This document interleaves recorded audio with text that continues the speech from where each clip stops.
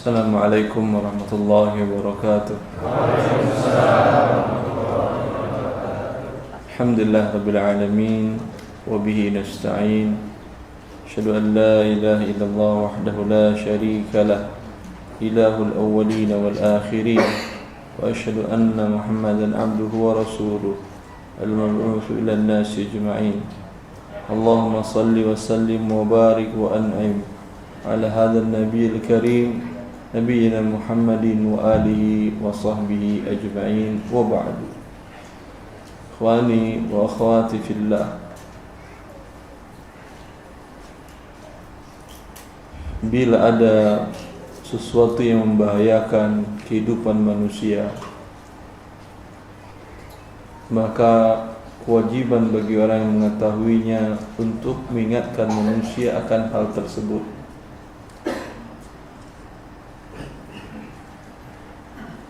Ada suatu wabah penyakit, maka biasanya para medis, para dokter mensosialisasikan kepada masyarakat apa itu hakikatnya, apa dampaknya, kemudian bagaimana cara menanggulanginya dan seterusnya. Tetapi permasalahan syar'i tidak bisa dicerna oleh akal manusia sebahagian. Oleh karena itu para dokter tidak bisa mengetahui ini berbahaya atau tidak. Para ekonom mungkin mereka tidak mengetahui ini berbahaya atau tidak. Tetapi syariat Allah Azza wa Jal yang Allah turunkan melalui para nabinya, para rasulnya, mengingatkan manusia akan hal tersebut. Sehingga para nabi tersebut tugas mereka adalah basyiran wa nadhira. Mereka memberikan kabar gembira dan mengingatkan manusia akan hal-hal yang merusak kehidupan mereka di dunia dan di akhirat. Di antara hal yang semua para rasul dan para nabi mengingatkan manusia agar menghindarinya, dan sayangnya sekarang hal tersebut merupakan suatu hal yang bagi sebagian orang dia mengatakan ini konsekuensi hidup di zaman modern. Kalau tidak mau, kembali kau hidup di masa unta. Ya, kehidupan mau unta mau pesawat, hidup seperti itu. Nyawa anda tidak berubah, roh manusia tidak berubah, bumi yang diciptakan Allah pun tidak berubah. Maka syariat Allah yang Allah turunkan kepada Nabi Muhammad sallallahu alaihi wasallam sangat sesuai sampai kiamat datang. Maka para nabi mengingatkan akan bahaya laten dari riba. Semua para nabi. Antum bilang begitu ada dasarnya, Ustaz? Ada argumennya. Bahwa riba suatu penyakit dalam kehidupan manusia yang telah diingatkan oleh mulai dari Nabi Musa alaihissalam. Itu teks yang jelas. Wa bi dzulmin minal ladzina hadu harramna alaihim thayyibatin uhillat lahum wa bi saddihim an sabilillah wa akhdhihimur riba wa qad nuhu an. Kata Allah, karena kezaliman dilakukan oleh umat Yahudi pengikut Nabi Musa alaihissalam, dan karena mereka melakukan riba, mengambil riba, padahal mereka telah diharamkan melakukan riba tersebut. Semua orang tahu Taurat adalah perjanjian lama. Apa isi dalam Taurat, maka diharamkan juga di dalam perjanjian baru, yaitu kitab Injil, diturunkan kepada Nabi Isa alaihissalam. Sehingga sejarah pun mencatat para ekonom di masa Renaissance ketika abad ke-17 mereka mengeluarkan teori-teori menghalalkan riba. Banyak teori yang mereka buat. Ada teori bahwa uang adalah waktu adalah uang, masa menunggu waktu selama uang belum diterima itu bisa menjadi uang lagi sehingga berhak mendapatkan pertambahan dari riba tadi, dari pertambahan meminjamkan uang. Ada berbagai teori yang mereka buat. Ya. Secara logika, kenapa mereka perlu membuat argumen-argumen kuat secara ilmu ekonomi, ya, untuk membolehkan itu? Ini menunjukkan sesuatu ini terlarang sebelumnya atau boleh? Pasti terlarang. Sehingga mereka perlu membuat argumen-argumen kuat untuk menyatakan ini suatu hal yang harus dilakukan dalam kehidupan manusia, karena dia terlarang. Ya. Ini bukti kuat bahwasanya gereja-gereja, para pendeta di waktu itu mereka masih mengharamkan riba. Para pendukung teori riba tadi dalam ekonomi tadi, mereka ganti kata yang digunakan di dalam Alkitab dengan kata lain yang semakna dengan itu. Sebelumnya dalam Alkitab, dalam bahasa Inggris mereka gunakan kata usury, ya, pertambahan dari hutang riba. Kemudian mereka ganti namanya dengan interest, yang berarti adalah, pada dasarnya kata interest itu adalah ketika seseorang terlambat membayar hutangnya dikenakan penalti. Pada dasarnya bayar hutang, meminjam 100 dibayar 100, tapi kalau terlambat ada penalti. Itu kata interest. Mereka gunakan kata interest terus untuk mengganti kata usury tadi, sehingga para pendeta mengatakan ya udah, berarti nggak ada dalam Alkitab. Kalau tidak ada dalam Alkitab, hukum asalnya boleh. Terlalu mudah ditipu para pendeta agama tersebut. Tapi para ulama Islam, para fuqaha al-muslimin, karena agama kita adalah agama yang sempurna dan dipelihara Al-Quranul Karim sampai akhir zaman oleh Allah Azza wa Jal, maka sepintar apapun orang-orang membuat sistem riba, maka tetap akan bisa dicerna oleh para ulama kaum muslimin dan akan bisa diketahui oleh kebanyakan kaum muslimin ini riba yang harus dihindari. Tapi terkadang mereka terjebak dalam kondisi mereka dikelilingi riba sehingga mereka tidak bisa bergerak. Dari atas, dari samping, kiri, kanan, bawah mereka tidak bisa bergerak lagi untuk menghindarinya. Oleh karena itu Allah mengingatkan akan besarnya dosa dari riba ini. Dan karena dia dosa besar, maka ini merupakan salah satu senjata iblis dan para pengikutnya untuk menjauhkan kita dari syariat Allah Azza wa Jalla.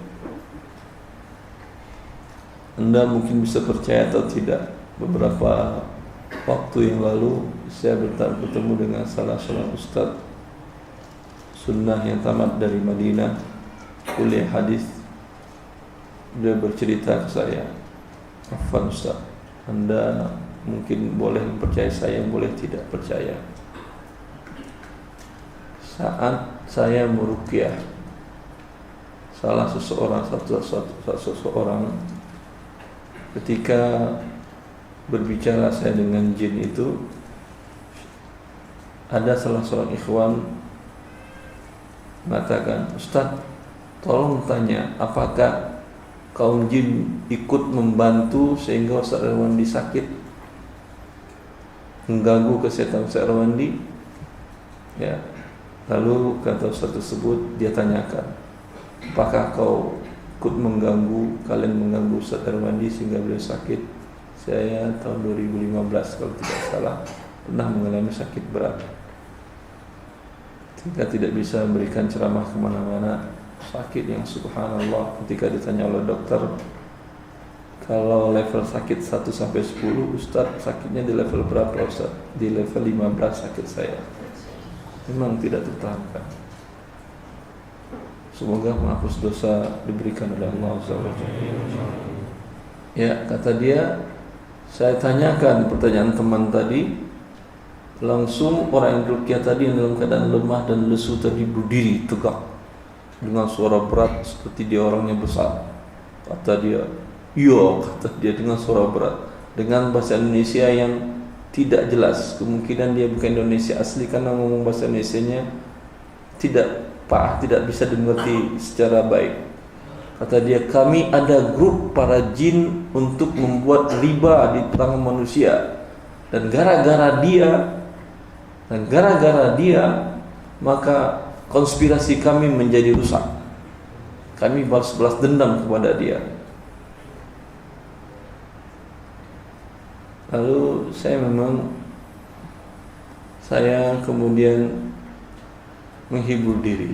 Memang syaitan begitu, memang iblis begitu, memang jin begitu. Mereka sering menggunakan kesempatan untuk mengambil kesempatan. Mereka berharap dengan begitu kita kaum muslimin berhenti mendakwahkan, mengingatkan manusia akan bahaya riba, karena takut dengan nanti kita dikerjain oleh mereka. Sehat dan sakit semua dari Allah Azza wa Jalla, tetapi tidak boleh kita nisbahkan sakit kepada Allah. Wasyarru laisa ilaih. Baik dan buruk semuanya dari Allah Azza wa Jalla. Ini takdir kita yakini. Ya, dan tidak akan menghentikan dakwah kita untuk mengingatkan manusia akan sesuatu yang haram yang harus mereka tinggalkan dalam dunia ini, karena dia dilarang oleh Allah Azza wa Jalla. Cukup bagi kita berobbina, mengingatkan kita akan bahaya riba tersebut. Ketika Imam Malik rahimahullah ta'ala ditanya tentang dosa yang terbesar yang dimasukkan oleh anak Adam ke dalam rongga mulutnya, ketika seorang bertanya, kata dia, yang saya tahu bahwasanya sesuatu yang paling besar dosanya yang dimasukkan anak Adam ke rongga mulutnya adalah khamar. Kata Imam Malik, biarkan saya dulu mencari. Beliau membaca kitabullah, merojak hafalannya dari awal sampai akhir semalaman. Besok orang itu datang bertanya, bagaimana wahai imam? Kata Imam Malik, datang besok, belum saya temukan. Sampai hari ketiga kata Imam Malik, kamu salah. Ada yang lebih besar daripada khamar, yaitu riba. Karena Allah mengancam dengan ancaman yang sangat berat. Kata Allah, fa in lam taf'alu fa'dhanu biharbin minallahi wa rasulih. Bila kalian tidak berhenti dari riba, berarti kalian mengumumkan perang melawan Allah dan Rasulnya. Ya. Tahu si Anda berapa besarnya Allah yang kita ucapkan setiap saat Allahu Akbar? Tahu Anda berapa besarnya?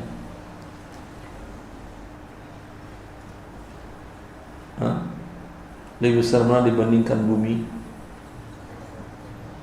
Allah mengatakan di dalam Al-Quran, kalau bukan pengkhabaran dari Allah, kita tidak bisa mengetahui hal yang gaib. Karena gaib kita belum pernah melihat Allah Azza wa Jalla kecuali nanti di surga. Semoga Allah memberikan kita semuanya yang hadir rezeki untuk dapat melihatnya, dan ini adalah kemuliaan dan kebahagiaan, puncak dari seluruh kebahagiaan yang berada di dalam surga. Puncak nikmat dalam surga adalah an-nazar ila wajhi karim, memandang dan melihat wajah Allah yang maha mulia. Allah mengatakan, wa ma qadarullaha haqqa qadri wal ardu jami'an qabdatuhu yawmal qiyamah was samawati matwiyatun bi yaminihi subhanahu wa ta'ala amma yushrikun. Allah Azza wa Jalla Orang yang mensyirikkan Allah, mereka tidak menghargai dan menghormati Allah. Mereka tidak tahu Allah. Kata Allah, wal ardu, itu adalah bumi yang ditempati oleh miliaran manusia ini. Berapa bobotnya? Miliaran ton, triliunan ton, atau kita tidak bisa menimbangnya. Itu wal ardu qabdatuhu yaumal qiyamah. Dalam bahasa Arab kata qabdah itu ini. Qabdah ini. Kalau saya katakan cincin ini dalam qabdah saya, fi qabdati, ya, berarti lebih besar mana jemari saya daripada cincin? Jauh lebih besar jemari saya. Wal ardu jami'an qabdatuhu yaumal qiyamah. Bumi dengan seluruh isinya nanti di hari kiamat dalam qabdah Allah Azza wa Jalla. Was samawat, langit seluruhnya, jamak ini, jamak muhalla bi al, jamak yang ada alif lam, ya, itu menunjukkan adalah seluruhnya, umum dalam ilmu usul fiqh. Seluruh langit, sampai jauh mana langit, ada yang mengetahui? Setiap hari orang menemukan planet baru, setiap hari orang menemukan bintang baru, matahari baru. Itu semuanya dilipat, matwiyatun, dilipat. Di mana dilipatnya? Biyaminihi. Dalam bahasa Arab kata yamin ini tangan kanan, yamin. Ini yamin, yamin ini yasar. Dilipat pakai tangan kanan semua. Lalu kita, skala berapa perbandingan Anda kita dengan langit dan bumi tadi? 1 banding miliar ada? Allah jelaskan dalam Al-Quran, wasi'a kursiyyuhu samawati wal ardh. Ini ayat yang paling mulia dalam Al-Quran. Kadang mengisahkan, mengkhabarkan bagaimana kebesaran Allah, kekuasaan Allah, dan maha agungnya Allah. Wasi'a kursiyyuhu samawati wal ardh.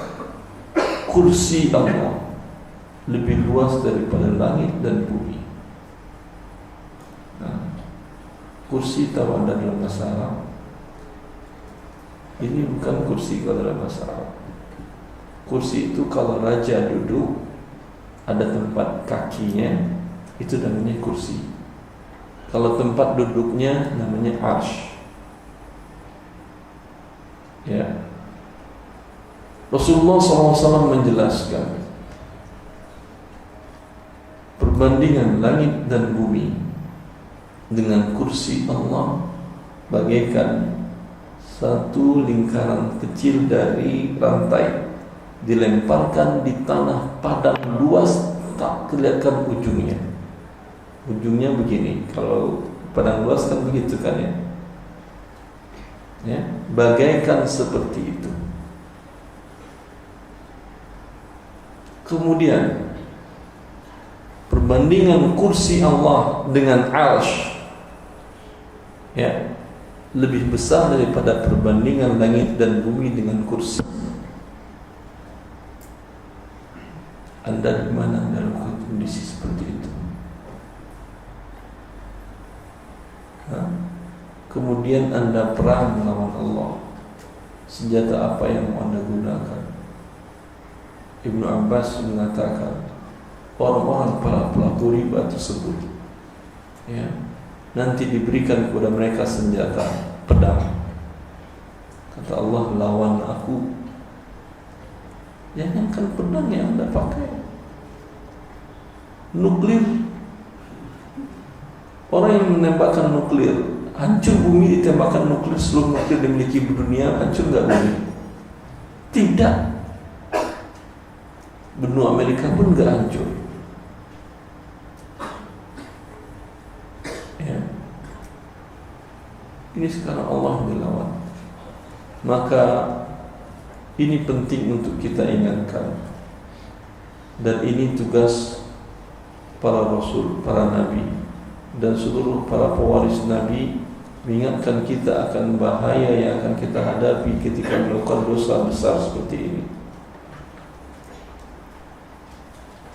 Kalau Allah kirim kepada kita tentaranya yang kecil, makhluknya yang kecil, dalam bentuk umpamanya semut, 1000 ekor semut menyerang Anda, ada yang kuat lawan? Pakai baygon Ustaz, datang 1000 lagi. Pakai baygon, datang 1000 lagi. Sampai Fir'aun yang mengatakan, Ana rabbukumul a'la, aku adalah Tuhan kalian yang maha tinggi. Ketika diutus oleh Allah subhanahu wa ta'ala, tentara Allah dalam bentuk al-kummal wa dhafadi wa dam, berbentuk kutu, apalagi kodok, katak, darah, minum air berubah menjadi darah, dibuka. Fir'aun makannya apa? Makan nasi dia. Dibuka tempat tudung nasi, keluar katak, bisa hidup. Fir'aun mengaku kemudian, hai Musa, doakan kepadamu agar hentikan ini, aku beriman. Itu Fir'aun yang mengaku dirinya sebagai Tuhan. Allah utus makhluknya yang kecil menyerah. Ya. Maka orang yang melakukan riba, berat sanksi yang akan dihadapi. Bersiap-siaplah. Kalau kita yakin kita tidak bisa berani melawan sedikit pun dari syariat Allah dan dari kekuasaan Allah, maka bertobat kepadanya. Allah menyukai hamba-hambanya yang bertobat. Allah mengatakan, فَإِن تُبْتُمْ فَلَكُمْ رُؤُوسُ أَمْوَالِكُمْ لَا تَظْلِمُونَ وَلَا تُظْلَمُونَ. Bila kalian bertaubat dari riba, maka kata Allah subhanahu wa ta'ala, untuk kalian adalah harta pokok kalian, dan ribanya jangan kalian ambil. Kalian tidak boleh menzalimi dan tidak boleh dizalimi. فَمَنْ جَاءَهُ مَوْعِظَةٌ مِنْ رَبِّهِ فَانْتَهَى فَلَهُ مَا سَلَفَ وَأَمْرُهُ إِلَى اللَّهِ وَمَنْ عَادَ فَأُولَئِكَ أَصْحَابُ النَّارِ هُمْ فِيهَا خَالِدُونَ. Siapa yang datang kepada dia peringatan Allah telah mengharamkan riba, langsung dia berhenti tanpa harus menunggu tanggal 1 Muharram. Enggak, itu kan momen hijrah Ustaz. Sekarang sudah lewat dari 3 Muharram, tahun depan aja Ustaz. Tahu riba saat ini, malam ini juga resign. Tahu riba saat ini, malam ini juga jual rumah untuk menutupi utang-utang riba tadi dan mengakhiri riba tadi. Wafat Anda besok pagi atau tengah malam Anda wafat dalam keadaan bertobat. Allah mencintai hamba-hambanya yang bertobat, yang kembali kepadanya. Allah bersenang, bergembira. Kegembiraan Allah melebihi kegembiraan makhluknya, dan itu bisa dirasakan oleh setiap orang yang berhijrah. Al-muhajiru man hajara ma nahallahu an. Orang yang berhijrah adalah orang yang meninggalkan sesuatu yang diharamkan oleh Allah, dilarang oleh Allah Azza wa Jalla, kemudian mencari keridhaan Allah Azza wa Jalla. Agar kita mengetahui dan bisa menghindari dan menjauhi semampu dan semaksimal mungkin, perlu kita ketahui apa itu riba, dan wajib kita mengetahuinya. Riba ada 2 jenis bentuk yang tidak bisa didefinisikan dengan 1-2 definisi, karena dia 2 hakikat yang berbeda. Riba yang pertama dinamakan dengan riba dain, riba hutang, yaitu pertambahan beban hutang.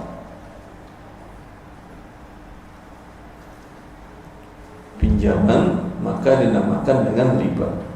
Seseorang meminjam uang rupiah 100 juta, terserah digunakannya untuk investasi kah, atau untuk berkonsumsi kah, konsumtif kah, dan lain-lainnya. Kemudian si pemberi pinjaman mensyaratkan harus dibayar berlebih, maka ini riba. Dari masa jahiliyah sampai sekarang seperti ini. Para ahli tafsir mengatakan bahwa riba yang terjadi di masa jahiliyah dahulu, seseorang memberikan pinjaman dan dia syaratkan bayar berlebih. Ini pinjaman 100 keping uang dinar. Kapan kau kembalikan? Dia katakan sebulan lagi. Boleh, tapi kembalikan, lebihkan 2 dinar. Berarti bayar 102. Ini riba. Sampai sekarang dilakukan manusia ini. Iya, dilakukan manusia. Anda mendepositkan uang, menyimpan uang Anda di lembaga keuangan nominal tertentu. Ada atau tidak perjanjian bahwa pihak bank akan memberikan pertambahan dari uang tersebut? Ada? Ini namanya riba. Dari masa jahiliyah riba seperti itu. Pertambahan ini uang 100 dinar, setiap bulan kayak pertambahan 2 keping, 2%. Ya. Sekarang juga sebenarnya seperti itu. Per bulan pertambahannya 2%. Ini bentuk riba pertama. Bentuk riba yang kedua, pinjamkan uang 100 keping di uang dinar, dikembalikan 100 keping. Ya, berapa lama waktu? 1 bulan. Kalau terlambat pengembaliannya, maka yang minjam mengatakan, anzirni azibka, beri aku masa tangguh, maka aku tambah uang. Artinya, buat jadwal baru, reschedule hutang saya, nanti saya beri kompensasi, saya tambahkanlah, gak ada masalah. Tadi ada riba seperti ini. Sekarang dilakukan manusia ada. Dalam bentuk apa namanya? Denda keterlambatan, penalti dari pinjaman hutang. Ya. Riba bentuk ketiga yang terjadi di masa Abu Jahal yang Allah haramkan dalam Al-Quran adalah seseorang meminjam uang untuk modal usaha sebanyak 100 keping uang emas, 100 keping dinar. Kemudian si pemberi pinjaman mendapat 2 keping per bulan. Setelah waktu ditentukan 1 tahun, ya, atau lebih, nanti uang 100 keping kembali penuh. Kalau terlambat, dikenakan riba yang kedua tadi. Ini berarti gabungan dari 2 riba. Ada sekarang seperti ini? Semuanya seperti ini. Dengan perkataan bagi hasil, bagi keuntungan, ya, tapi pertambahan tetap 2 keping. Maka kaum muslimin yang sadar itu adalah riba, dia akan selamat dari penipuan usaha sifatnya bodong. Umumnya usaha bodong seperti itu. Bahkan sekarang sering berseliweran SMS, ya. Ada yang menawarkan angka setor uang Anda 10 juta, maka Anda akan mendapatkan dalam 1 bulan 5-7%. Sangat menarik kan? menarik Anda ke neraka. Ya. Maka bagi muslim yang tahu ini riba, tidak terjebak dia, karena ini pasti berakhir dengan penipuan. Untuk pertama kali, dua kali dia akan bayar Anda 5%, 7%. Anggap 7% dibayar Anda dengan tertinggi. Sudah dapat Anda 14%, Anda sudah senang, sehingga Anda promosikan ke orang-orang yang lain. Ya, padahal itu masih uang Anda. Ya atau tidak? Pada pembayaran ketiga dia menghilang, sudah dapat dia. Anda mau cari kemana dia? Maka muslim, dan ini paling sering terjadi, investasi bodong ini paling sering. Kaum muslimin menganggapnya kan bagi hasil, Ustaz. Itu kan buat bisnis, bukan buat konsumtif. Bagi hasil. Bagi hasil dalam syariat bukan seperti itu. Bagi hasil dalam syariat ada hasil setelah kemudian modal kembali. Tidak ada bagi hasil sebelum modal kembali. Kemudian kerugian ditanggung oleh investor 100%. Kalau ada pernyataan bahwa kerugian akan ditanggung oleh investor, tentu Anda menyerahkan uang kepada seseorang, Anda akan pelajari, akan lakukan studi kelayakan terhadap orang ini, ya atau tidak? Anda yakin uang Anda akan hilang? Kalau tidak hilang jadi riba. Maka Anda tidak akan mau menyerahkan modal 100 juta, 200 juta tanpa Anda kenal orang ini profesional, amanah atau tidak. Karena dia orangnya amanah tapi tidak profesional. Anda serahkan uang Anda, ternyata dari 200 juta yang Anda setor ke dia, dia bilang, "Akhi, mohon maaf, ini lihat laporan keuangan semuanya, saya jujur." Ya betul jujur. Tetapi dia nggak profesional. Ada kesempatan umpamanya beli barang misalnya lagi murah, dia biarkan. Ya. Maka tentu Anda akan pelajari dengan baik. Tapi ketika dalam penawarannya tidak ada kerugian, maka ini bukan bagi hasil. Ini namanya adalah riba. Ini perbedaan antara riba dengan investasi yang syariah. Investasi yang syariah adalah kerugian ditanggung oleh investor. Kalau yang riba seperti pernyataan dia tadi, uang kembali penuh. Berarti dia rugi pun uang kembali penuh. Karena ini bertentangan dengan sunnah kauniyah. Tidak ada orang di dunia ini yang bisnis pasti untung, tidak ada. Walaupun yang berbisnis itu adalah profesor di bidang bisnis dan manajemen. Ya. Maka ketika dia rugi, dia tetap akan mengembalikan modal. Yang terjadi sesungguhnya adalah riba. Bila riba, Anda akan menjauh dan selamat dari penipuan investasi bohong-bohongan tadi. Syariat, bila kita mengerti dengan baik dan pelajarinya, akan menyelamatkan jiwa kita, harta kita, tubuh kita, dan kehormatan agama dan harta kita dan akal kita di dunia dan di akhirat. Maka pelajari syariat Allah dengan baik masalah riba tadi, sehingga kita bisa terselamatkan. Bentuk riba yang keempat, tadi pinjam uang tiga-tiganya. Kalau yang keempat adalah hutang piutang akibat jual beli tidak tunai. Kalau tadi yang tiga uang setor uang. Kalau ini bukan uang, tapi dia serahkan barang, dibayar dengan tempo waktu tidak tunai. Lebih mahal boleh, karena ini bukan uang. Kalau tadi kan uang diserahkan dibayar berlebih, ini tidak boleh. Kalau barang diserahkan dijual lebih mahal daripada yang tunai, boleh, karena ini adalah jual beli. Allah wa halallahu al-bai'a wa harrama riba. Allah menghalalkan jual beli dan Allah mengharamkan riba. Ya, boleh lebih mahal.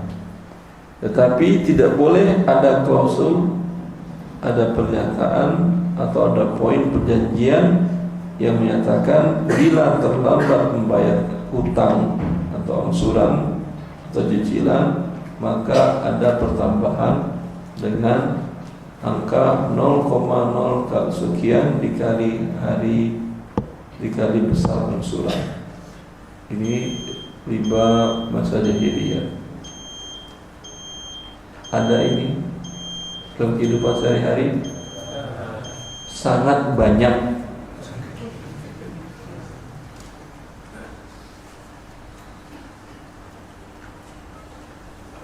Dan ini terkadang sampai pada tahap kita susah menghindarinya. Anda air PDAM pasca bayar atau prabayar? Ada yang prabayar? Enggak ada kan ya? Pasca bayar semuanya. Pasca bayar. Ini berarti beli air bayar belakangan. Ya atau tidak? Terlambat Anda membayar dari tanggal 20, dikenakan pertambahan riba atau tidak ini? Dari masa jahiliyah riba seperti itu. Tapi masalahnya bisa Anda bilang ke PDAM, tolong buang ini, tidak usah riba, saya tidak mau. Ya. Sekarang Anda mungkin tertawa, tapi suatu saat mungkin Anda menjadi pemegang kebijakan ini, menjadi wajib bagi Anda untuk merubahnya. Ada salah satu gubernur terpilih di salah satu provinsi di Indonesia Timur, ketika saya diminta isi kajian dari segi pembuka, saya katakan ini bisa nggak Anda rubah? Ketika ada jemaah yang bertanya, Ustaz, kita terlibat riba di bidang PDAM, Ustaz. PDAM kan milik Pemda, itu kan ada wakil gubernur seluruh dia ngerubah. Kalau nggak dia yang bertanggung jawab tentang ribanya. Dia bilang ada yang bisa dirubah, ada yang tidak mungkin, Ustaz. Karena negara kita bukan negara kerajaan. 5 menit lagi. Sekarang masih terus atau belum? 5 menit lagi stop salat isya dulu. Ya, bisa masih teruskan berarti kan? Iya, bisa. Anda yang bisa, ada yang tidak, Ustaz. Semampu Anda. Presiden bisa merubah ini, mungkin bisa, mungkin tidak juga, Ustaz. Siapa yang lebih bisa? Siapa yang buat, kemudian siapa, kenapa nggak bisa dirubah? DPR segala macam, mungkin bisa, Ustaz. Semuanya ribut, nanti akan berubah dia.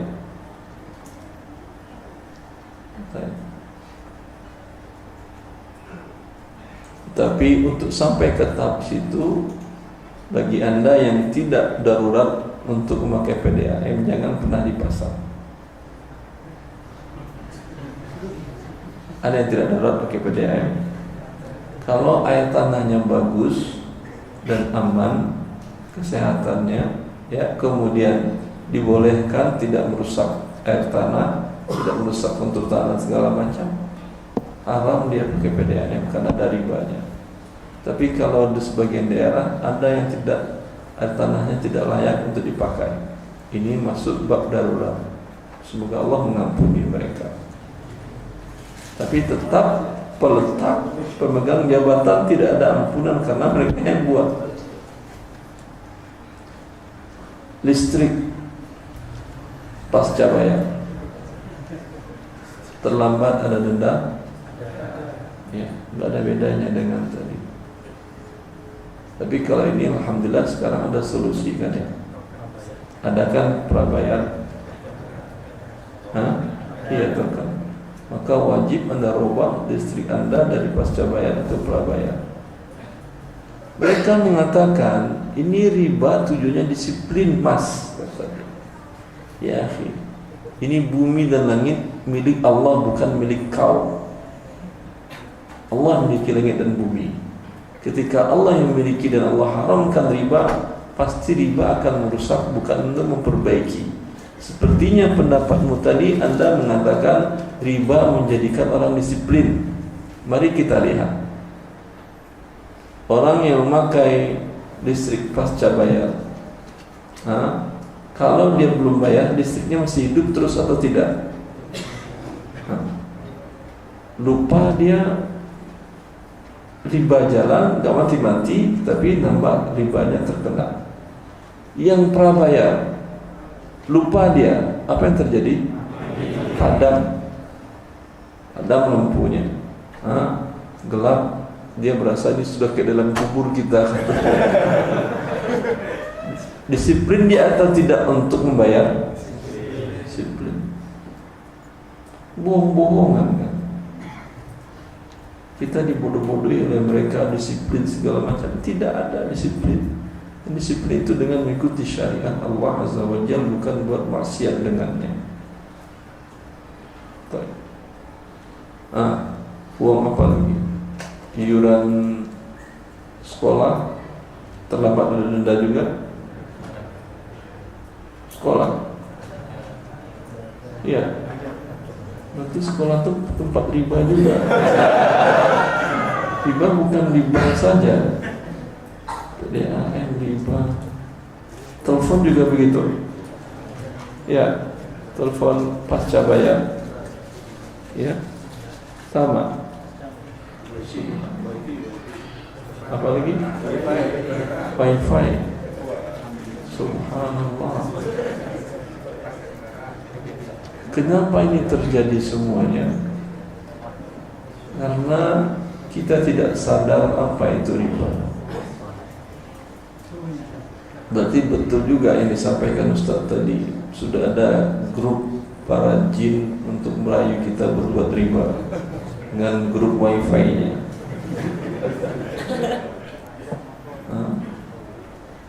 Semua kehidupan kita ada riba. Ya, utang bertambah, belum lagi dalam bentuk imani, yang ketika Anda pinjamkan uang dengan bentuk deposit, Anda mendapatkan keuntungan, manfaat, dan ada pembayaran lebih murah. Ini imbalan apa namanya? Riba namanya. Karena Anda pinjamkan dia uang, dia berikan Anda manfaat. Sama bunga di bank, karena Anda store uang ke bank, Anda simpankan, depositkan, tabungkan ke mereka, mereka berikan pertambahan uang. Kalau di sini pertambahan jasa atau barang. Sama. Jangan bangga punya banyak kartu Anda. Itu semuanya konspirasi iblis. Lebih baik hidup ke zaman old Ustaz. Ya, kan Rasulullah telah mengingatkan kita, sungguh nanti di akhir zaman harta yang terbaik kalian adalah seekor kambing yang dimilikinya, yang dengan itu dia pergi meninggalkan kehidupan manusia, masuk ke padang pasir, dan di sana dia beribadah kepada Allah Azza wa Jalla. Mau kemana kita sekarang? Ada pulau sana kita beribadah kepada Allah, dan tidak ada wifi, tidak ada listrik, tidak ada PDAM, tidak ada segalanya yang diikuti dengan riba. Ya. Tetapi itu saatnya wallahu ta'ala alam. Mungkin sebelum sampai sekarang kita masih bisa berbuat. Akan tetapi kesadaran kita tadi yang perlu dibangkitkan, dan kesadaran kaum muslimin yang perlu diingatkan, dibangunkan mereka agar kita tidak dikuasai oleh konspirasi iblis. Wallahu waliyut taufiq. Assalamualaikum warahmatullahi wabarakatuh. Halo, bismillah, kami mulai dengan pertanyaan pertama. Assalamualaikum Ustaz. Bila suami istri sama-sama bekerja di bank konvensional dan ingin berhijrah, apakah harus keluar bersamaan dari bank konvensional tersebut?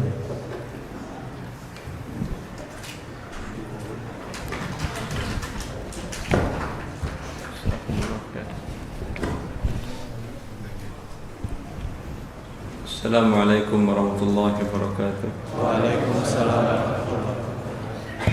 Alhamdulillah, wassalatu wassalamu ala Rasulillah wa ala alihi wa sahbihi wa man ihtada bihudahu wa ba'du. Pertanyaannya, suami istri bekerja di bank konvensional, apakah sama-sama harus keluar? Saya tanyakan, apakah Anda ingin sama-sama masuk surga? Atau biar aja suami masuk surga Anda neraka? Atau biarkan istri masuk surga Anda neraka? Ya, tentu tidak ada orang yang mau siap di neraka, ya. Karena siksaan yang paling ringan di neraka, diinjaknya bara api neraka, otak mendidih. Otak benda padat atau benda cair? Benda padat. Otak benda padat kan ya? Benda padat. Untuk melelehkan suatu benda padat, kalau langsung apinya ke barang benda tersebut, leleh, mencair, itu butuh berapa derajat Celcius. Dan ini pakai perantara tubuh manusia panjangnya adalah 2 meter, 1,5 meter. Di saat yang sama langsung meleleh otaknya. Tidak ada manusia yang kuat dalam neraka Allah Azza wa Jalla. Maka oleh karena itu, seperti Anda berbahagia dengan suami hidup berbarengan di dunia, wajib Anda keluar berbarengan bersamaan, langsung tanpa tunggu jeda waktu. Mungkin Anda berpikir, Ustaz, ini kan dunia realistis, Ustaz. Ustaz kan enak aja ngomong, langsung keluar, nanti bagaimana kami menghadapi hidup? Hidup Anda, saya, dan semua makhluk ini bukan di tangan kita. Yang memberi rezeki kepada semuanya adalah Allah yang Maha Pencipta kita. Alladzi khalaqa fasawwa walladzi qaddara fahada.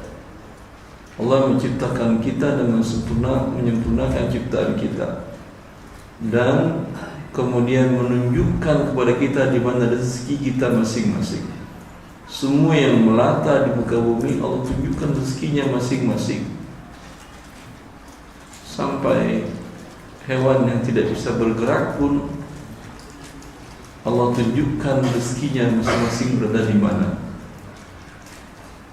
Berarti Anda yang tidak yakin kepada Allah sebagai pemberi rezeki, sehingga Anda meyakini dan Anda meyakini bahwa rezeki Anda dengan pekerjaan Anda. Tidak, ya. Allah tidak pernah memberikan rezeki kita karena pekerjaan kita, tapi semata-mata karunia dari Allah. Tapi Allah menyuruh kita mencari, berusaha, itu iya. Tapi bukan karena usaha dan pencarian kita dapatkan rezeki tersebut. Ini adalah asbab saja. Terkadang seekor hewan, dia burung, terkadang terbang 1 meter dapat rezekinya, terkadang terbang ratusan meter belum ketemu rezekinya. Terkadang Anda membuat sebuah produk dengan begitu canggih menurut Anda tidak laku. Anda buat produk asal-asal cakadul kemudian laku dengan harga tinggi. Lihat para pelukis, walaupun yang lukisnya yang haram, bagus lukisnya, nggak ada yang beli. Dibuatnya lukisan acak-kadul, laku miliaran. Ya, nggak ada bentuk sama sekali, laku miliaran. Siapa memberi mereka rezeki ini? Bukan karena kepintaran seseorang. Allah memberkahi, memarahi Qarun ketika dia mengatakan innama utitu ala ilmin indi. Musa, kekayaanku tidak ada hubungannya dengan Tuhanmu. Aku mendapatkan ini karena ilmu yang diberikan kepadaku. Pintaranku berbisnis, kemudian memelihara relasi dan seterusnya. Ini manajemen, ya, ini yang menyebabkan saya menjadi kaya. Tidak ada hubungan dengan Tuhan. Tidak. Lihat kehidupan kita. Terkadang Anda lebih cerdas dari teman. Sama waktu di bangku sekolah. Setelah tamat sekolah, rezeki dia mungkin lebih banyak dari rezeki Anda. Bukan karena kecerdasan kita dan karena keuletan kita diberi rezeki oleh Allah. Jelas, maka apa yang perlu Anda takutkan? Yang Anda takutkan adalah murka Allah. Jangan takut mati kelaparan.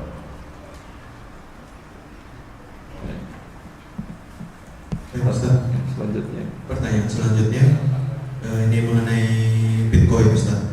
Assalamualaikum. Assalamualaikum warahmatullahi. Halo, Ustaz, Ana lihat ceramah Ustaz di YouTube mengenai Bitcoin yang setahu Ana Ustaz mengatakan mutlak haram. Namun bagaimana jika Bitcoin digunakan hanya sebagai alat transaksi atau pembayaran, bukan untuk ditambang atau memperkaya diri? Transaksi apa pakai Bitcoin? Transaksi online? Mungkin Ustaz, transaksi online. Setahu saya, BI telah mengharamkan Bitcoin. Padahal riba halal di BI.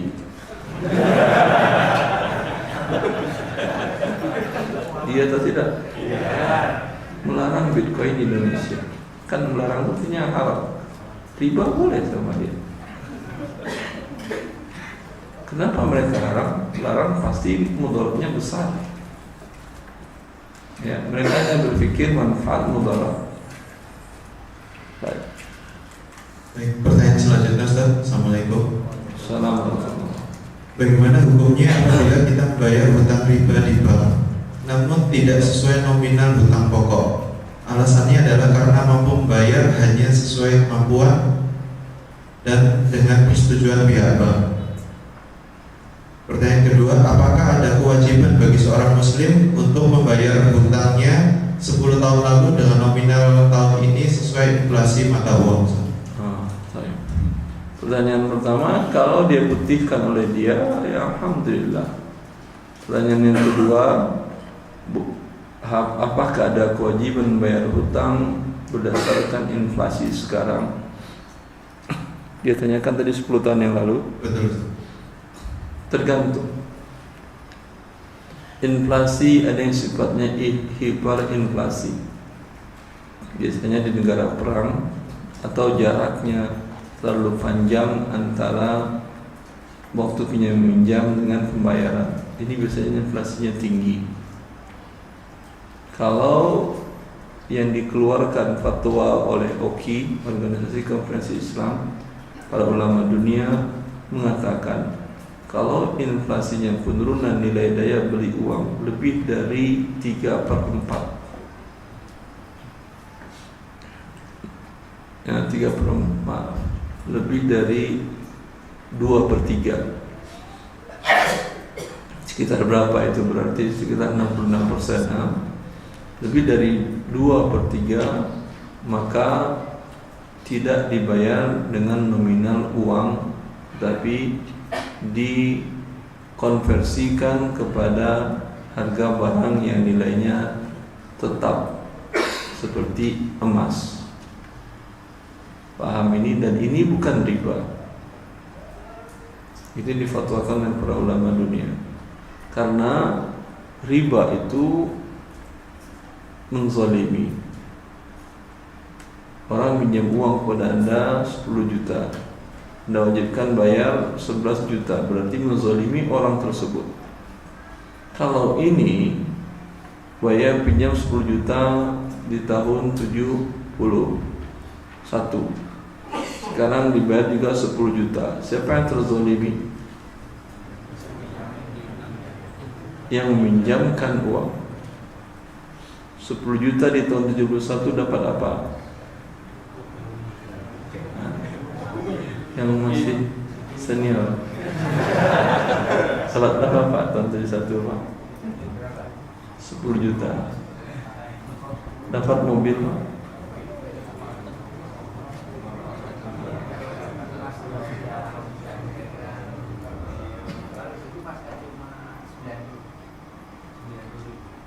Apa 10.000? Emas. Ya, maka terzalimi dia. Dia sudah tidak bisa menggunakan uangnya selama 50 tahun. Sekarang ketika dia mendapatkan uangnya, uang itu sudah tidak ada gunanya, sudah tidak senilai lagi. Maka ini dinamakan dengan nuqudul munqati', uang yang terputus, uang yang tidak ada lagi gunanya, maka dikembalikan kepada nilai emas. lihat di tahun 71 emas per gram berapa. Umpamanya keluar angka 10.000 rupiah, berarti 10 juta dapat berapa kilo? Berapa kilo? 10 kilo. 10 kilo ya. Sekarang bayar 10 kilo emas atau rupiah 10 kilo kali 600 juta berarti 6 miliar. Ya, ini kasus real. Saya beberapa kali ditemui oleh orang-orang tua yang ingin bayar hutangnya. Dia mengatakan dari Aceh dia pinjam uang ke kerabat sebanyak 5 juta di tahun 92 sebelum krisis. 5 juta, alhamdulillah Ustaz, berapa lama saya itu 2 juta saya bayar. Yang 3 juta kemarin saya bertemu dengan kerabat tersebut, saya bayar 3 juta, marah-marah dia, Ustaz. Saya takut riba, Ustaz. Bagaimana yang sebenarnya, Pak Ustaz? Saya katakan, sebentar saya lihat dulu harga emas di Antam pada tahun 92. Keluar harga sekitar 27.000 atau 28.000 rupiah per gram. Ya. Kemudian 3 juta dibagi itu dapat angka sekitar 53 juta rupiah kalau saya tidak salah. Ya. Lalu ibu harus bayar 53 juta sekarang. Riba enggak, Ustaz? Enggak riba, ibu. Ya, ini bukan bertambah uangnya tetap. Ya. Daya belinya tetap, tetapi yang berkurang adalah nominalnya, inflasi. Itu kalau di atas 2/3 inflasinya. Kalau inflasinya di bawah 1/3, sepakat para ulama dunia dibayar dengan nominal, bukan dengan konversi dengan emas. Jelas? Jangan disamaratakan. Kalau enggak ada riba lagi. Bank itu mengatakan itu kan bunga untuk inflasi, kata dia. Ya, kalau di bawah 1/3 dibayar nominal. Pinjam uang 10 juta hari ini, dibayar 2 bulan lagi. Ada inflasi umpamanya 6%, tetap dibayar 10 juta, bukan 10 juta 600.000. 6% 600.000, 60.000, 600 ke 60, 600 kan ya, 600.000 tetap dibayar 10 juta tanpa ada tambahan 600.000. Sekarang bagaimana kalau inflasinya antara 1/3 dengan 2/3, 50% umpamanya inflasi, maka di sini berbeda dua fatwa ulama lembaga besar dunia Islam antara OKI dengan Rabithah Alam Islami. Kalau menurut OKI tetap dibayar dengan nominal. Menurut Rabithah Alam Islami tidak. Ini juga ulama sedunia juga di Mekah. Cuma berbeda organisasinya. Kalau Rabithah Alam Islami, menurut saya ini lebih adil dan lebih dekat kepada kebenaran. Wallahu a'lam. Kerugian dibagi dua. Kerugian dibagi dua. Dia pinjam uang ke Anda umpamanya 100 juta. Ketika dikembalikan 100 juta tadi terjadi inflasi sebanyak 50%. Ya. Berarti selisih 50 juta ditanggung berdua. Berarti bayarnya berapa? 125. Wallahu ta'ala a'lam. Karena kerugian bukan karena salah satu dari mereka, bukan karena si peminjam uang harga inflasi terjadi, bukan juga si pemberi pinjaman, maka ditanggung berdua. Wallahu a'lam. Jelas rinciannya ini, jangan salah membuat rincian. Nanti Anda pindahkan semuanya ke atas atau ke bawah, terjadi riba atau terjadi kezaliman. Ya. Baik, pertanyaan selanjutnya Ustaz. Bagaimana hukum franchise dalam Islam? Apakah halal atau mubah Ustaz?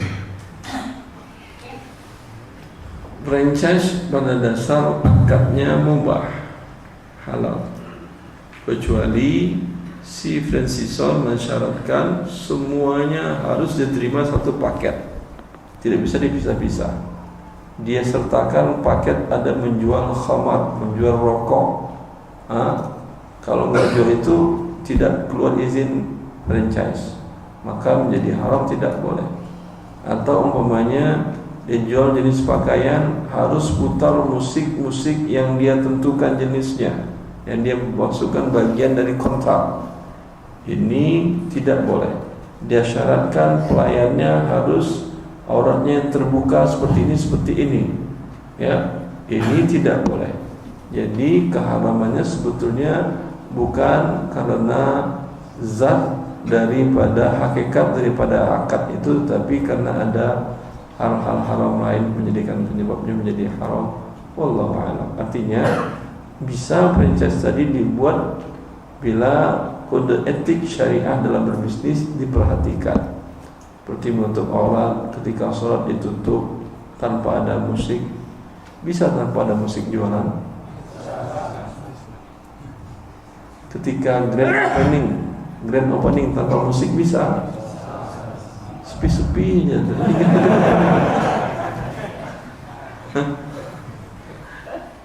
Pernah beberapa ikhwan yang punya toko oleh-oleh di Bogor, Bogor and Cake, ada juga di Malang, ya.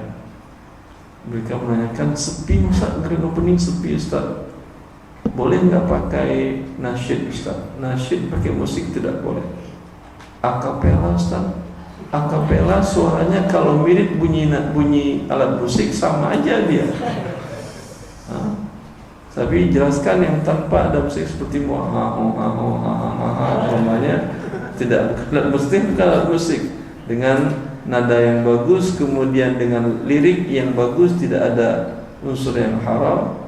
Coba dibuatkan, dia pesan ke salah satu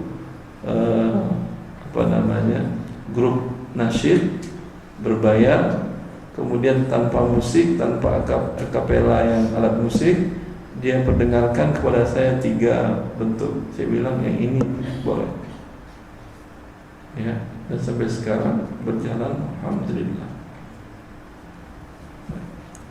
Tanpa itu laku nggak? Sebetulnya laku juga, cuma masalahnya masalah mentalnya. Atau teriak-teriak halal, halal,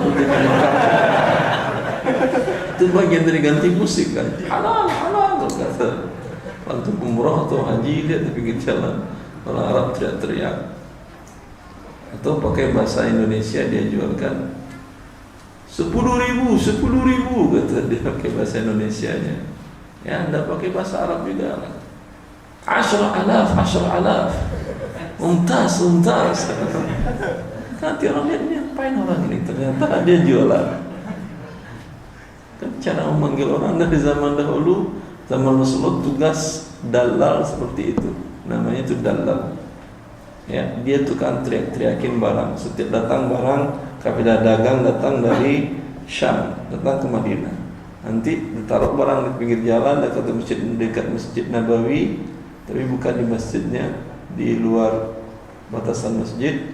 Dia teriak-teriak, ya, ini namanya dalal. Itu berbayar ya. Karena itu keahlian tersendiri itu. Pertanyaan selanjutnya, Ustaz, apakah ada perkara riba saat ini yang sifatnya darurat? Seperti yang kita katakan tadi, ada yang sifatnya darurat, ada yang tidak. Seperti yang darurat adalah bila umpamanya perusahaan tempat Anda bekerja atau instansi tempat Anda bekerja mensyaratkan rekening Anda harus di bank konvensional. Kalau tidak, nggak bakal gajimu diterima. Ini kalau tidak Anda lakukan akan hilang harta Anda. Menjaga harta tidak hilang bagian daripada dzurriyatul khams. Ya. Atau bentuk riba yang lain, seorang terkena penyakit kronis berat, harus mendapat tindakan medis dalam waktu yang cepat. Ya, umpamanya pendarahan seorang istri, suaminya sudah mencari pinjaman yang halal untuk biaya berobatnya, diperkirakan biaya berobatnya sekitar 100 juta. Sudah dia menjual, iklankan juga barang-barang aset-asetnya, tapi kata itu tidak bisa cepat. Lalu ada yang menawarkan, mungkin BPR atau bank keliling dan lain-lain, menawarkan pinjaman riba. Setelah dia berusaha tadi mentok, ini namanya darurat daripada istrinya mati. Pertanyaan selanjutnya, saya memiliki usaha di bidang jasa pembuatan website dan iklan. Bagaimana hukum membuat website untuk sales mobil yang mana pada saat ini sebagian besar dengan cara kredit atau ribawi, meskipun ada yang pembayaran dengan cara tunai atau kredit syariah? Anda buatkan websitenya, jelaskan websitenya. Ini website ini dimiliki oleh showroom riba, jangan beli di sini. Itu boleh, dapat pahala Anda bekerja di website tadi. Tapi tidak Anda jelaskan itu, Anda jelaskan bunga kecil, ya, barang terjamin, Anda mendapat kenyamanan dan ketenangan, maka Anda berbohong, perbuatan Anda haram, uangnya pun haram. Pertanyaan kedua, bagaimana hukumnya berjualan dengan memanfaatkan kode promo, Ustaz? Memanfaatkan apa? Kode promo. Jadi sekarang kan di marketplace itu Ustaz. belum. Tes di marketplace itu Ustaz. Kan biasanya Di marketplace itu kan biasanya ada kode promo untuk tanggal sekian, masukkan kode promo mendapatkan potongan harga itu Ustaz. Mendapatkan potongan harga, tetapi tidak semuanya. Hanya tertentu orangnya yang punya kode, dapat kode itu. Nah, Ustaz, biasanya seperti itu. Boleh. Allah.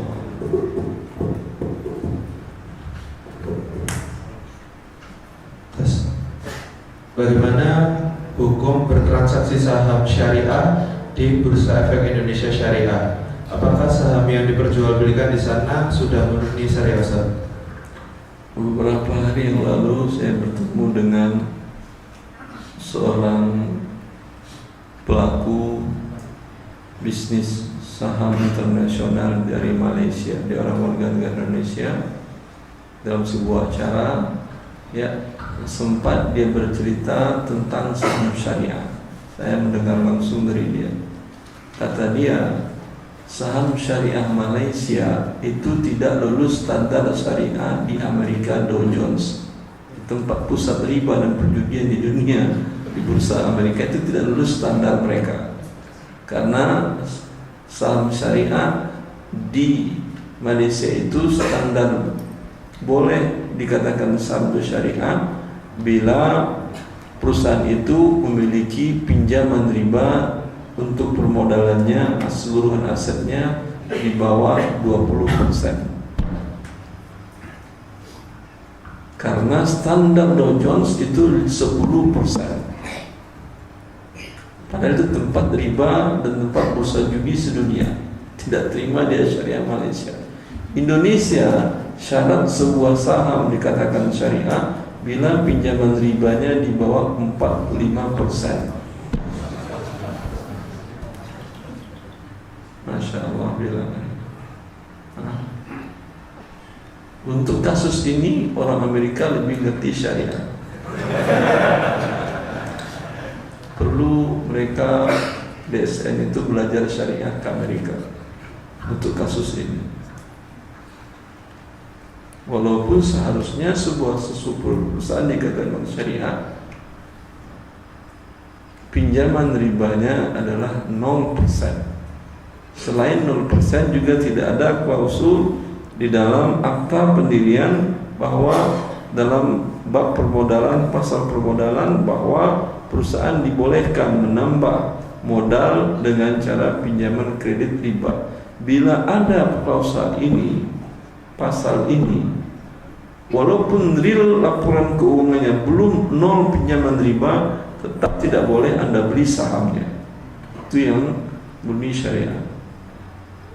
Kenapa? Karena ini pasal riba. Bila Anda beli sahamnya berarti Anda memiliki perusahaan yang membolehkan riba. Anda sudah kena dosa menghalalkan riba sebelum perusahaan tadi pinjam real riba. Jelas ini? Pertanyaan selanjutnya, bagaimana menerima uang dari hasil menyewakan ruko yang dipakai untuk kantor bank? Menyewakan ruko untuk dipakai kantor bank. Setiap mereka mulai kerja, matikan AC-nya, matikan AC-nya. Tutup dari pintu besi luarnya. Bank tutup hari ini.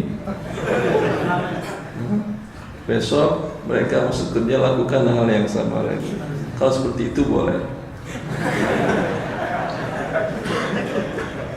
Ya, Anda mendapatkan rezeki dari Allah yang halal.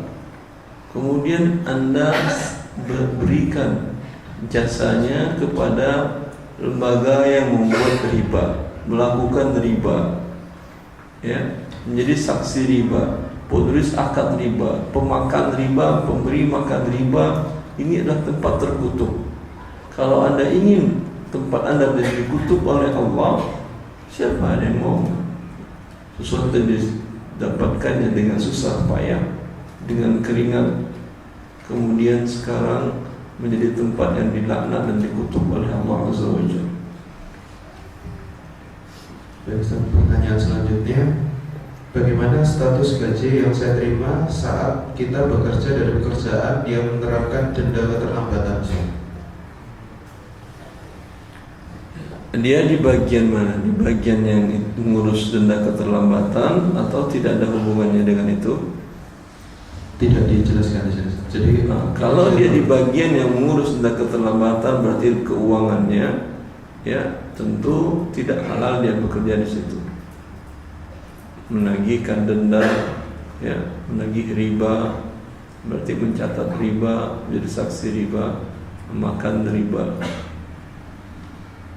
Tetapi kalau dia di bagian yang tidak ada hubungan dengan itu, hukum asalnya boleh.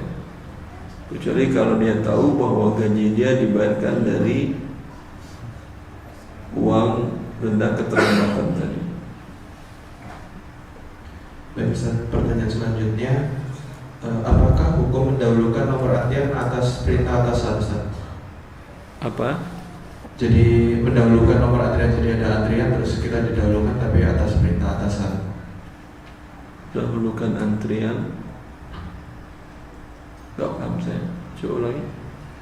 Apa hukum mendahulukan nomor antrian atas perintah manajer yang berakibat kerugian pelanggan yang nomor antrian di awal? Jadi Ya. Tapi yang nyuruh atasan. betul. Atasan karyawan ini. Ini perusahaan melayani publik atau perusahaan pribadi? Publik, Hah? publik, pemerintah daerah. Melayani pemerintah daerah nggak boleh. Apa hak Anda, ya, membatalkan seseorang, memajukan orang lain? Ini bagian dari menzalimi orang lain. Kecuali perusahaan milik pribadi Anda. Kalau perusahaan pribadi Anda, terserah Anda. Anda mau layani orang itu, mau tutup, mau tidak, kan urusan Anda. Mau nggak jual ke dia juga urusan Anda. Tapi ini urusan publik. Anda diamanahi untuk melayani seorang dan tidak boleh menzalimi lainnya. Kecuali kondisi darurat, apa boleh buat. Nah, selanjutnya, apakah hukum uang fee dari pelanggan yang memberi dengan ikhlas serta atasan atau manajer memperbolehkan untuk menerimanya di perusahaan yang sama? Perusahaan yang tadi yang sama, Betul. manajer Anda dan Anda sekalian masuk bui. Tidak ada hak dia untuk membolehkan riswah. Ya, itu yang mengatur kan bukan dia. Ada kementerian khusus yang mengatur itu kan ya, apa namanya? Dulu Kementerian Aparatur Negara, Menpan kan ya. Sekarang masih itu, masih ada. Ya. Mereka yang mengatur tentang tersebut, tentang aturannya, bukan manajer di perusahaan tadi, bukan dirutnya juga. Wallahu a'lam. Jangan mau tolak ya fee tadi yang diberikan oleh siapapun juga pelanggan. Anda kalau ingin mendapatkan semua ini, ingin berlaku seperti tadi, mendahulukan orang, mengakhirkan orang, ingin terima fee, buat perusahaan sendiri, selesai urusannya. Jangan jadi karyawan. Kalau jadi karyawan ada aturan yang harus diikuti. Ustaz, pertanyaan selanjutnya, boleh atau tidak Ustaz jika kita dimodali usaha untuk mengelola suatu usaha tersebut, tetapi pemberi modal ini mengambilkan hasil usahanya ini, dia nggak bekerja di bank gitu Ustaz. Jadi pemilik modalnya ini bekerja di bank dan kita mengelola usaha yang diberikan oleh dia. Dia sudah bertobat atau belum?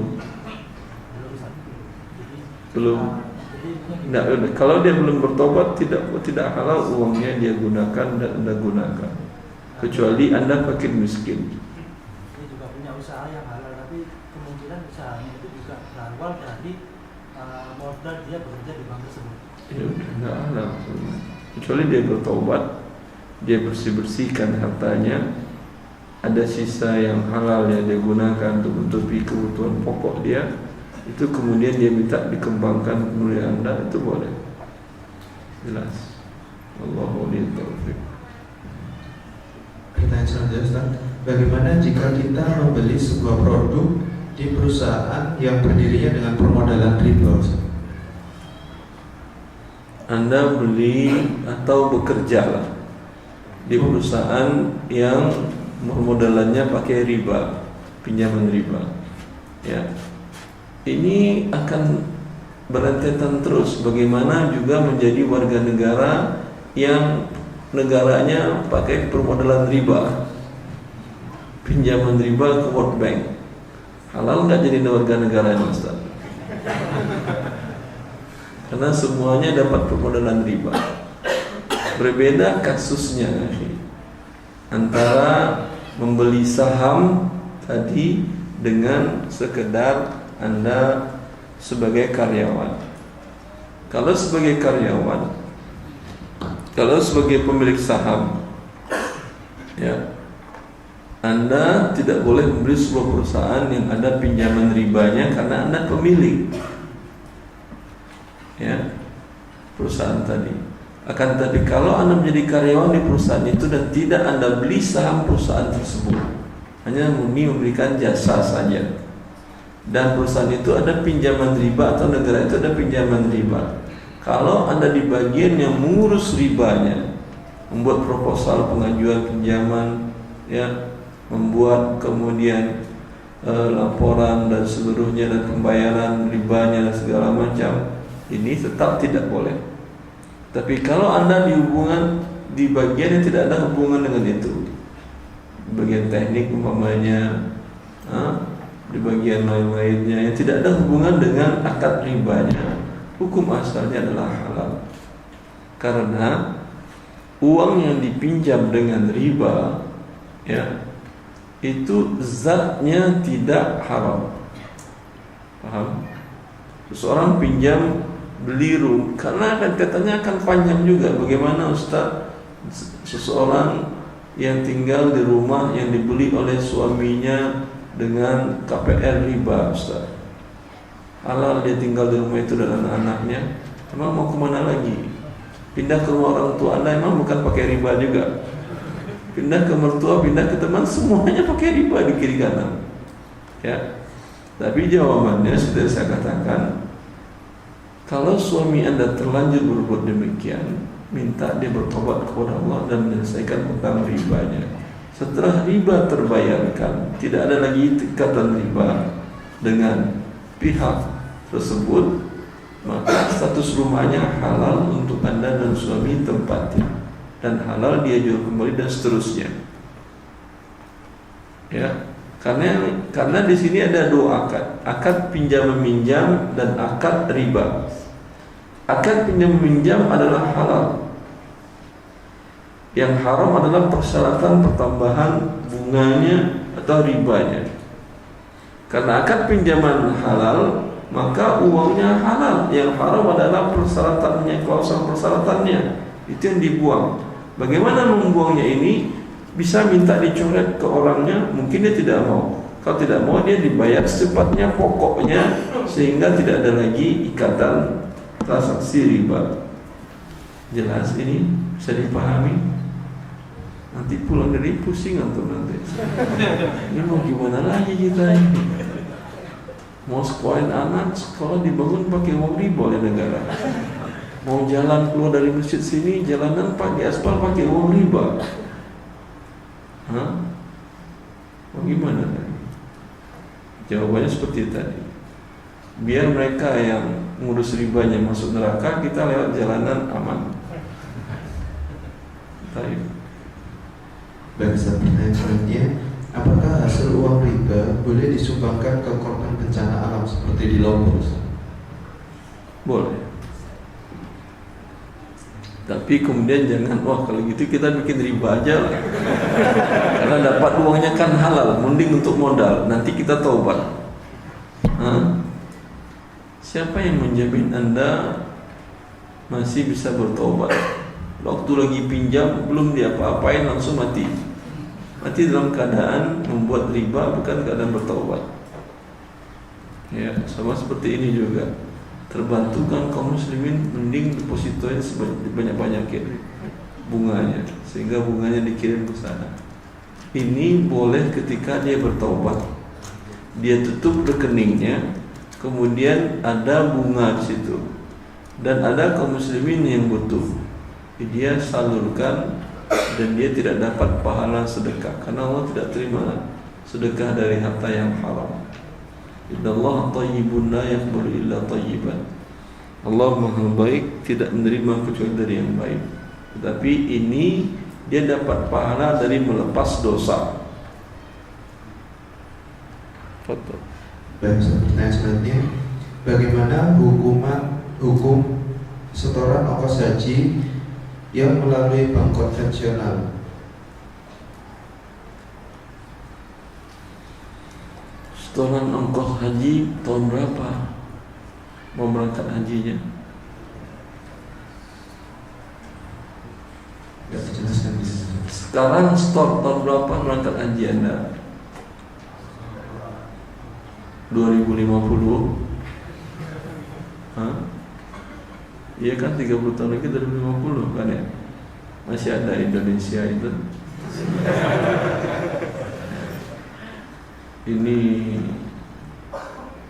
dosa jariah dari fatwa yang pernah menghalalkan dana talangan haji. Karena fatwa dana talangan haji itu mengandung unsur riba, tapi mereka keluarkan fatwa tersebut. Dampaknya apa? Di luar dari dampak riba kasusnya, karena dana talangan haji itu Anda punya uang tidak cukup 25 juta, ada 3 program, 13, 20, 25. 10, 15, 20, 20. Kalau Anda ambil yang 10, Anda dikenakan biaya administrasi yang lebih mahal untuk dibayar 1 tahun. Terlambat nanti dikenakan lagi biaya administrasi. Ini bukan real administrasi, ini adalah bunga riba. Karena itu karena riba, maka orang kemudian tanpa sadar karena fatwa halal berbondong-bondong ambil program dana talangan haji itu. Ya, apa yang terjadi? Macet antrian haji puluhan tahun di seluruh kota besar di Indonesia. Di kota kecil di bawah puluhan tahun, tapi tetap tidak ada yang bisa berangkat. dalam waktu rentang 1-2 tahun. Jelas ini, mereka tidak ambil pelajaran dari macetnya jalanan karena banyak kendaraan riba. Coba, tidak ada mobil dan motor dijual dengan cara riba, macet nggak jalanan? Jawab, tidak. Maka solusi macet di seluruh Indonesia cuma satu, tutup riba, tidak ada macet. Mereka pindahkan kemacetan di jalanan ke haji, sehingga macet haji sekarang puluhan tahun, sampai 20 tahun, 30 tahun. Maka tidak ada kewajiban haji, ya, karena Anda tidak mampu berangkat. Walaupun Anda punya uang puluhan miliar, daftar tahun ini nggak bisa berangkat tahun ini, kan tidak mampu namanya melakukan perjalanan. Jelas. Maka jangan pernah bercita-cita untuk haji, karena Anda akan menambah daftar baru lagi untuk memperlambat haji tadi. Sekarang setelah terjadi riba tadi, dampak dari riba tadi, tidak ada satupun yang bisa memberikan solusi untuk mengurainya. Semuanya disuruh pasrah, tawakal, gara-gara riba yang mereka buat.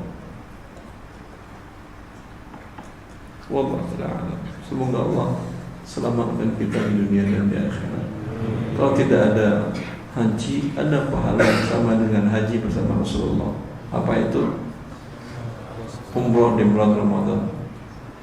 Salah seorang sahabi yang mengadu kepada Rasulullah, ya Rasulullah, aku tidak bisa berhaji bersamamu ya Rasulullah, karena kendaraan unta dipakai oleh suamiku untuk kepentingan sehari-hari.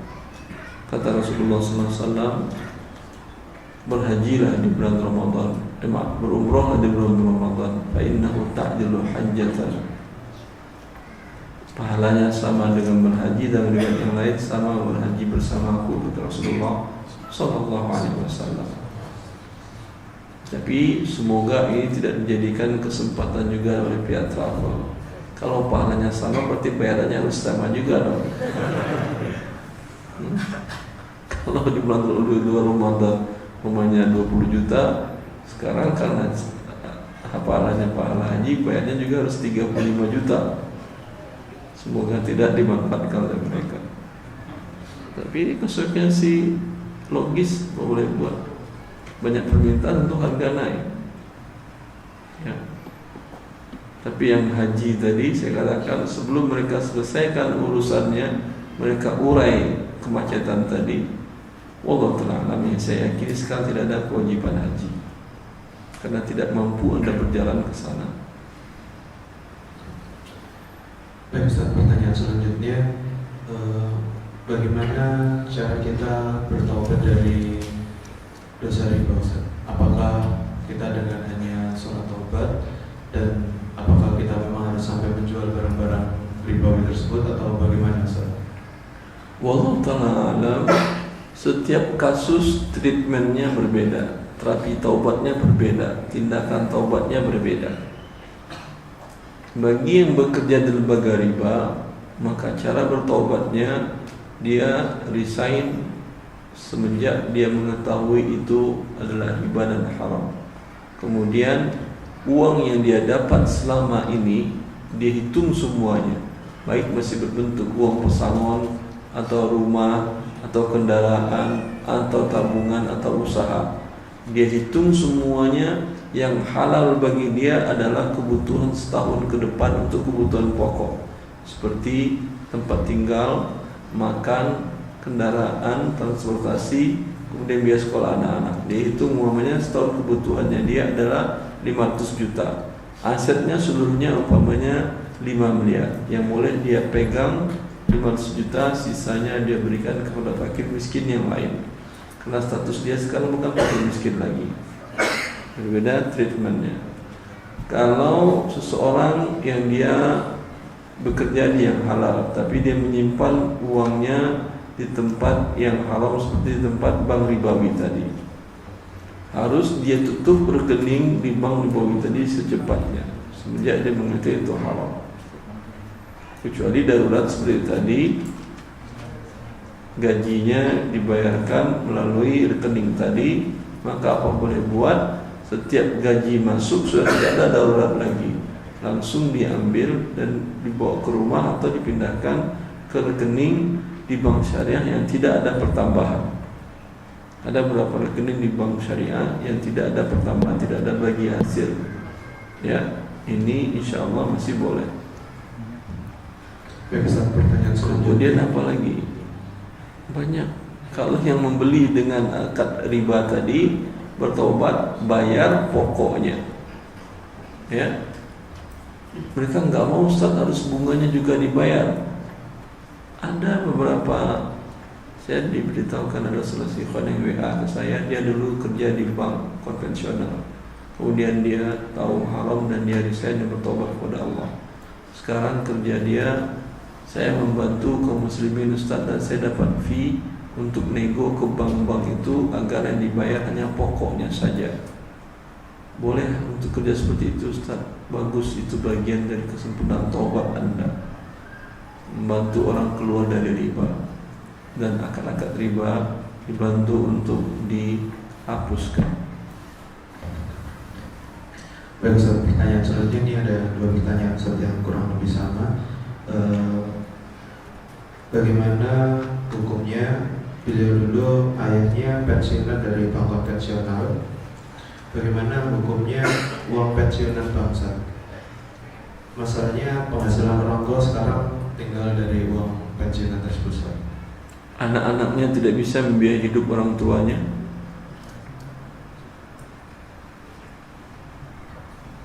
Kalau tidak bisa, ya berarti orang tuanya akan mati kalau uang pensiunnya diberikan kepada fakir miskin yang lain. Boleh mereka tahan oleh orang tua ini sebanyak kebutuhan pokoknya. Kalau ada sisanya maka diberikan kepada fakir miskin, karena sekarang status mereka adalah fakir miskin. Wallahu a'lam. Ada tambahan sedikit pertanyaan tadi, tapi saat ini lagi merintis usaha sambil menunggu usaha tersebut sukses sementara memakai uang pensiunan tersebut, Ustaz.